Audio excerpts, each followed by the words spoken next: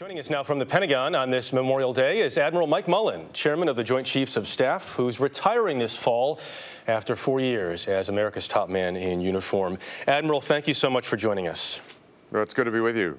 I want to start by asking you, we heard Mandy talk about what's happening in Afghanistan right now. I'd like to start by talking to you about Pakistan, because we're seeing these reports that Pakistan says they're launching a targeted military offensive in North Waziristan, as you know, a safe haven for militants and al-Qaeda at times. What do you expect from this?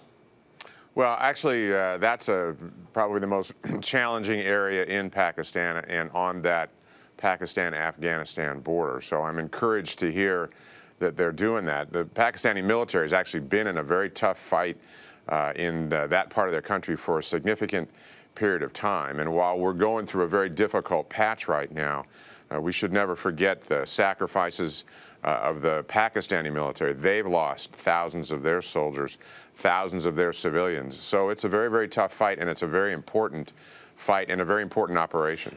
Admiral, I want to talk more broadly now about our military at large. And I read a poignant speech that you gave at West Point this month, where you talked about the disconnect between our civilians and our military. You said, quote, "I fear they do not know us. I fear they don't comprehend the full weight," talking about civilians that is, "of the burden we carry or the price we pay when we return to battle."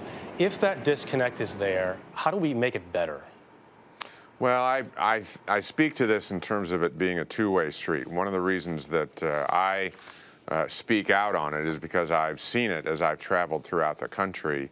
I've been very encouraged in recent years by the incredibly positive support of the American people for our men and women in uniform in these very, very difficult fights.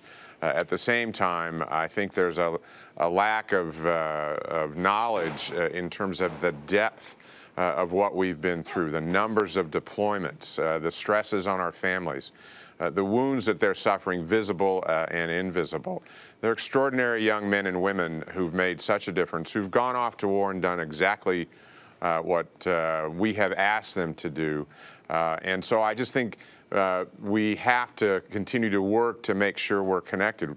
It's less than, the military comes from less than 1% of the population. They come from fewer and fewer places throughout the country.